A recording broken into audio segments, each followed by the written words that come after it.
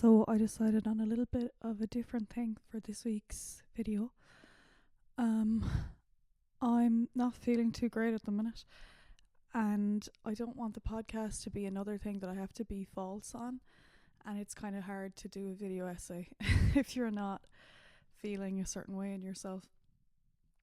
So I've decided instead, for weeks where maybe I'm not feeling up to it, I still want to come on and talk to you. So instead I'm going to do this where I read quotes from a book or essay I'm reading at the minute that I've enjoyed. So that's what I'm going to do today. The essay I read is JRR Tolkien's On Fairy Stories. It's derived from a talk he gave at Oxford University, and it's now available for download free online as a PDF, so you can get it yourself if this interests you.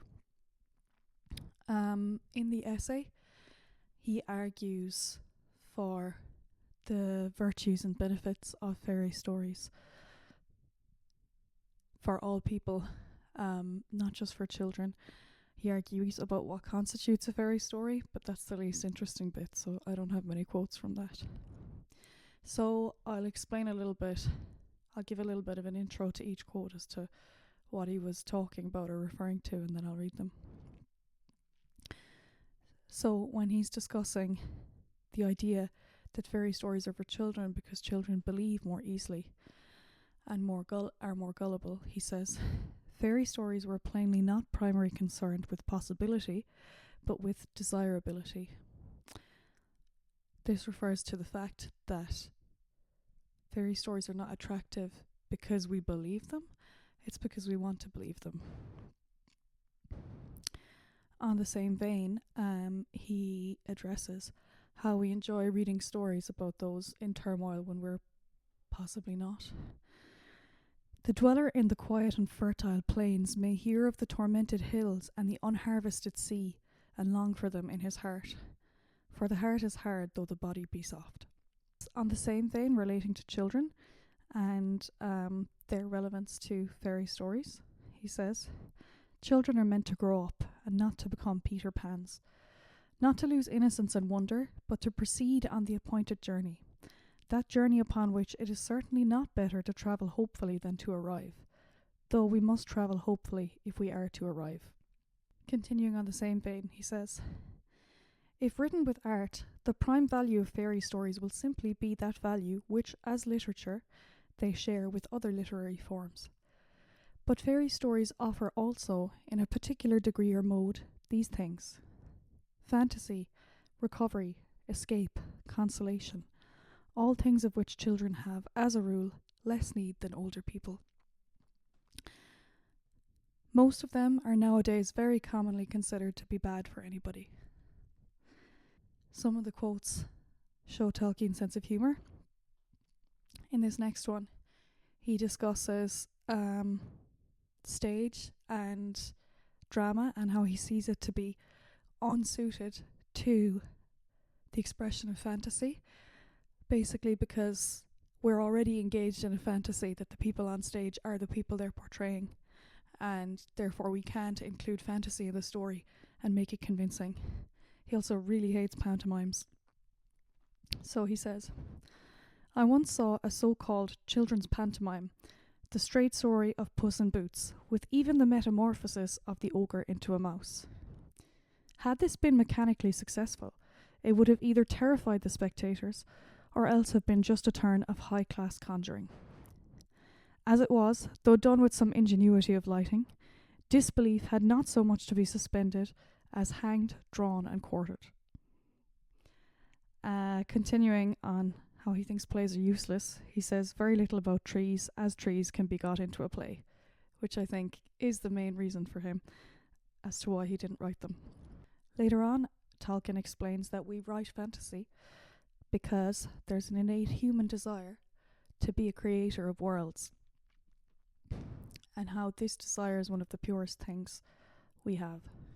He says, in this world it is for men unsatisfiable and so imperishable, this being the desire. Uncorrupted, it does not seek delusion nor bewitchment and domination. It seeks shared enrichment, partners in making and delight, not slaves.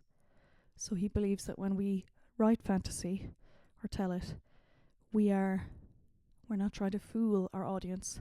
We're trying to make them partners in making and delight. They're the co-creators of the story because they create it in their own heads.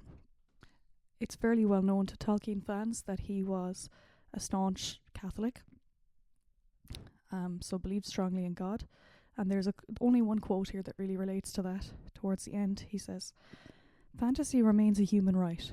We make in our measure and in our derivative mode because we are made. And not only made, but made in the image and likeness of a maker." So, Tolkien says that because God made us and we are made in the image of God, we must also make and create.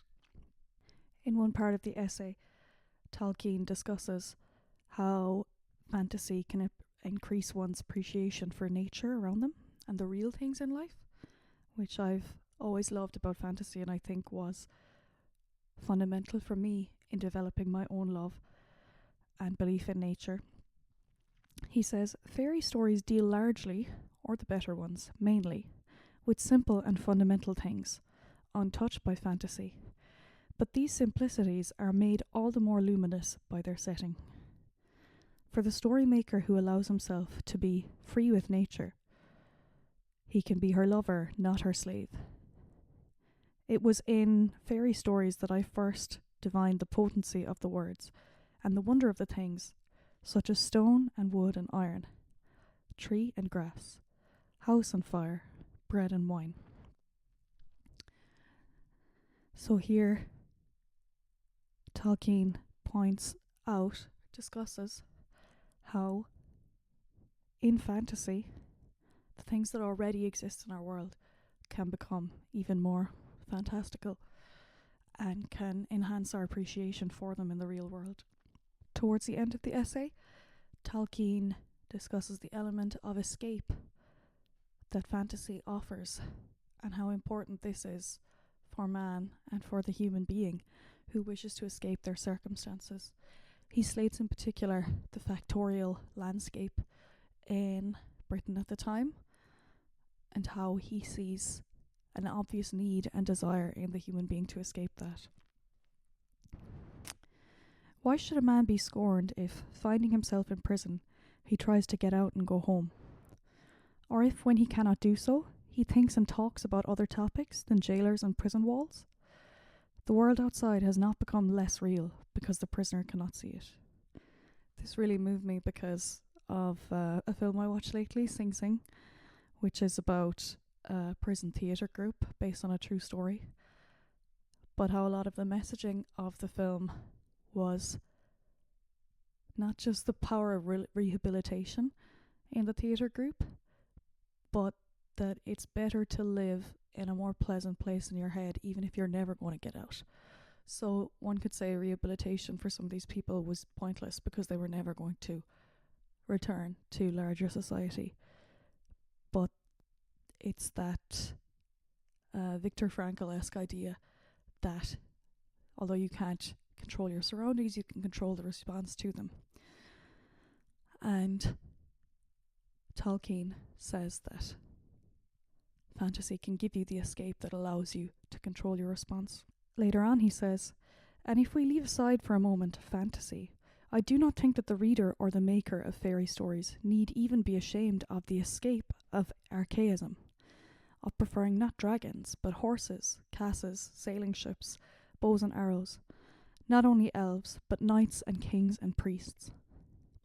For it is after all possible for a rational man, after reflection, quite unconnected with fairy story or romance, to arrive at the condemnation, implicit at least in the mere silence of escapist literature, of progressive things like factories, or the machine guns and bombs that appear to be their most natural and inevitable, dare we say, inexorable products." So Tolkien was a social conservative, but so he wouldn't have agreed with us these days, liberals, on many issues, but he's kind of implicitly condemning the industrialization of capitalism here and how even if what we fantasize about in fantasy is just the older world without even magical components, he sees that to be reasonable because it lends to a more connectedness than the situation most were living in Britain at the time.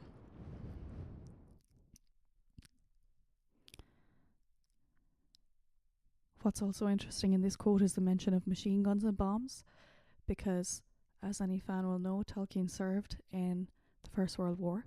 He was present at the Battle of the Somme. However, he strongly resisted any suggestion that his books were an allegory for the First World War or influenced by them.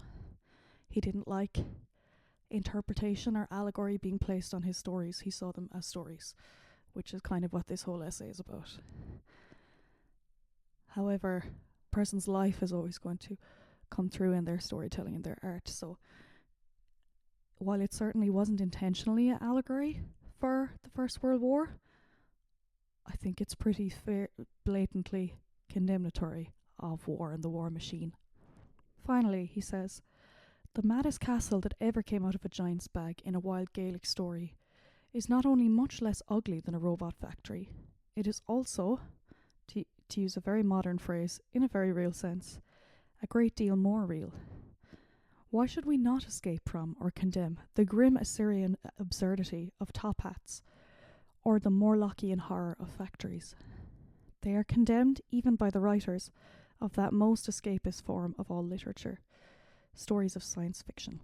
It's funny that he mentions science fiction here, because I've just started The Hitchhiker's Guide to the Galaxy, so that might be the next video. Anyway, thank you for watching. Take care. See you next week.